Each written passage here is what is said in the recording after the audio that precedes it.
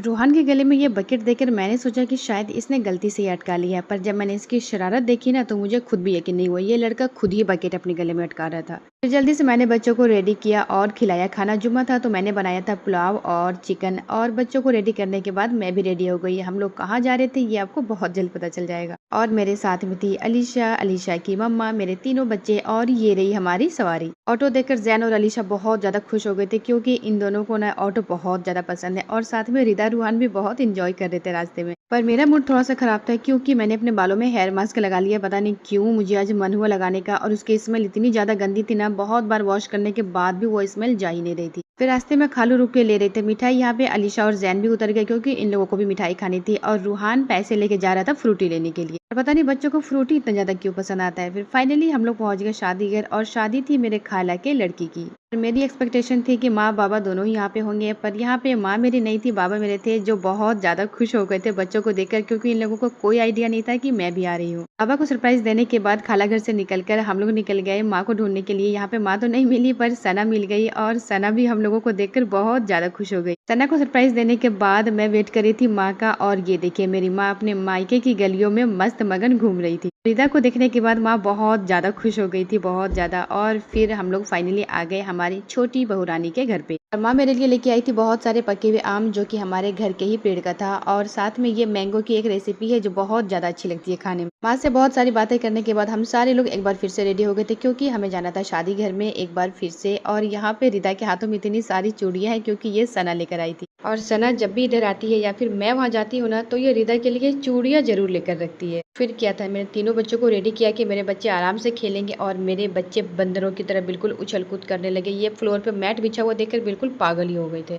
बच्चों को रेडी करने के बाद बहुत ज़्यादा सुकून मिलता है, और उसके बाद ही मैं रेडी होती हूँ क्योंकि मुझे मेरे रेडी होने में ना मुझे कोई डिस्टर्बेंस पसंद नहीं है। फिर हम सारे लोग निकल गए शादी घर में जहाँ पे बहुत ज़्यादा भीड़ थी, और भीड़ से भी ज़्यादा थी गर्मी। इतनी ज़्यादा गर्मी थी ना कि बिल्कुल बर्दाश्त से बाहर हो रही थी। बारात अभी तक आई नहीं थी इसलिए हम सारे लोग आ गए थे दूल्हे की स्टेज पे, और यहाँ पे आने के बाद थोड़ा सा हम लोगों ने रिलैक्स फील किया क्योंकि गर्मी बहुत ज़्यादा लग रही थी। पर यहाँ आकर भी मेरे बच्चों का रोना बंद नहीं हो रहा था। इसके बाद का मैं कोई भी शॉट नहीं ले पाई क्योंकि बच्चों को नींद आ रही थी और मैं बच्चों में बहुत ज़्यादा बिजी हो गई।